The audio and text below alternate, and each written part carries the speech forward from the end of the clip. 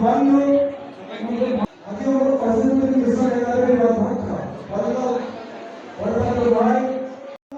আহিতিলৈ আৰু বাহিতিলৈ আজি যুগৰ নতুন দিগন্তলৈ ওলাই ওলাই মই এইকাৰণে আৰম্ভ কৰিব খুজিছোঁ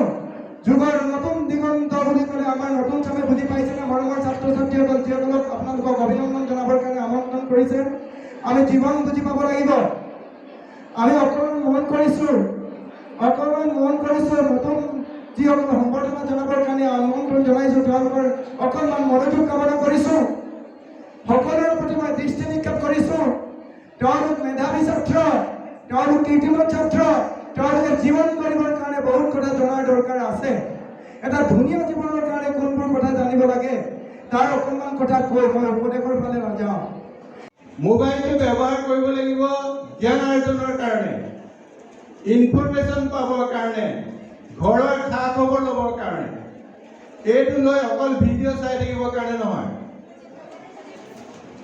পৰাপক্ষত কলেজলৈ আহোঁতে এইটো আনিবই নালাগে কাৰণ কলেজত আমি শিকিবলৈ আহোঁ কথা আমি শিকিবৰ কাৰণে আহোঁ পঢ়িবলৈ আহোঁ তাত এইটো নানিলেও হয় মোবাইলটো এটা কথা আমি দেখিছোঁ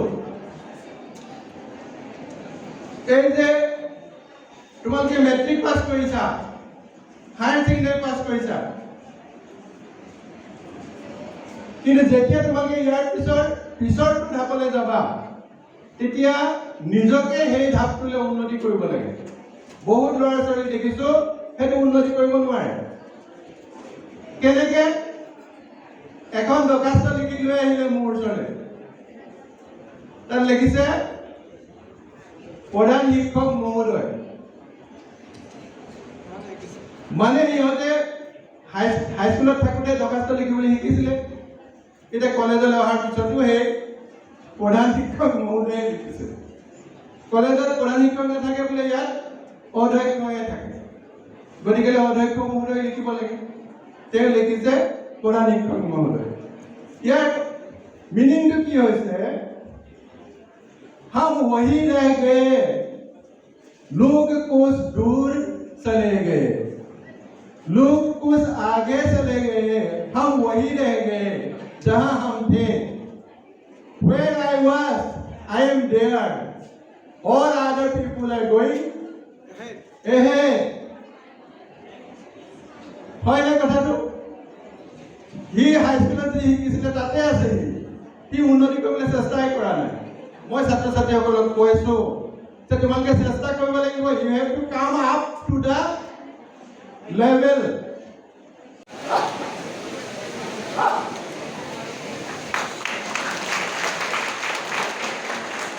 অভিনন্দন জনোৱা হৈছে ভোজপুৰ দেউতাক আছে আমি অভিনন্দন জনাবৰ কাৰণে জিলাৰ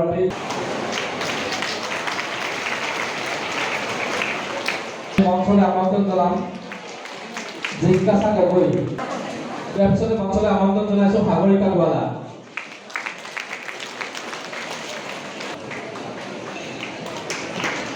মঞ্চলৈ আমন্ত্ৰণ জনাইছোঁ কল্পমণি গগৈ নিকিতা মোহন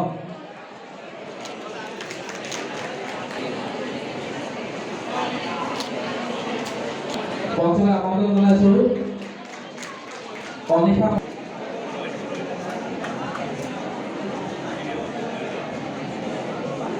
অনিশা মোহন আৰু নৱস্যা মোহনক আমন্ত্ৰণ জনাইছোঁ আৰু সম্বৰ্ধনা জনাব অসম উন্নতি সভাৰ চৰাইদেউ জিলা সমিতিৰ সভাপতি